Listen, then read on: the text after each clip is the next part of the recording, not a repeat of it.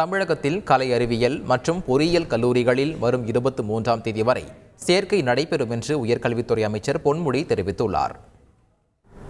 பொறியியல் கல்லூரி மற்ற ஆர்ட்ஸ் அண்ட் சயின்ஸ் கல்லூரி எல்லாம் 23ஆம் தேதி வரை அவர்கள் சேர்க்கை நடைபெறும் என்று அறிவித்திருந்தோம். விண்ணப்பித்தவர்கள் விண்ணப்பிக்காதவர்கள் எல்லோரும் அதிலே சேர்ந்து கொண்டு இருக்கிற இடங்களிலே அவர்கள் சேர்த்து கொள்ளப்படுவார்கள் என்றும் அறிவித்திருக்கிறோம். அதன்படி மாணவர்கள் சேர்ந்து கொண்டிருக்கிறார்கள்.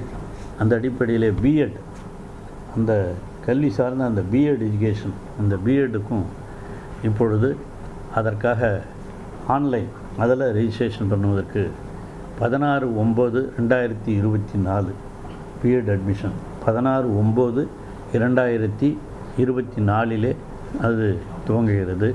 மத்திய அரசின் புதிய கல்விக் கொள்கையில் செயல்படுத்த முடியாத பல திட்டங்கள் உள்ளதாக உயர்கல்வித்துறை அமைச்சர் பொன்முடி தெரிவித்துள்ளார்.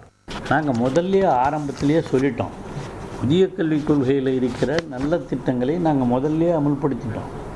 அதில் ஒன்றும் இது கிடையாது. இப்போ அவங்க சில பேர் சொல்கிறாங்க, பேட்டியெல்லாம் கூட நான் பார்க்குறேன், அந்த புதிய கல்வி திட்டத்தில் தான் காலை டிஃபன் அதெல்லாம் சொன்னாங்க போனாங்க. அது அவங்க சொல்கிறதுக்கு முதல்லையே நாம் காலை டிஃபன் கொடுக்குற திட்டத்தெல்லாம் நடைமுறைப்படுத்தி இருக்கிறோம். அதுபோல் அவர்கள் சொல்லுவதிலே சிலதெல்லாம் நடைமுறைப்படுத்தவே முடியாத திட்டங்கள் இருக்கிறது. அவங்க சொல்கிறது என்ன சொல்கிறாங்க, 3ஆவதுக்கு 5ஆவதுக்கு 8ஆவதுக்கு இந்த 3க்கும் தேர்வு நடத்தணும் அப்படின்னு சொல்கிறாங்க. நடத்தினா சரியாக வருமா? அந்த 10, 12 அதுதான் நம்ம சொல்கிறது. 10+2+3 அதுதான் நம்முடைய தேர்வு திட்டங்கள். அதை மாற்றிட்டு இப்போ இது போலலாம் வைக்கணும்னு சொன்னால் என்ன ஆகும்?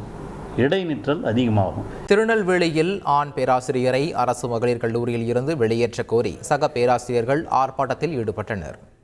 திருநெல்வேலி பழையப்பேட்டையில் ராணி அண்ணா அரசு மகளிர் கல்லூரி உள்ளது. இங்கு 4500 மாணவிகள் பயின்று வருகின்றனர்.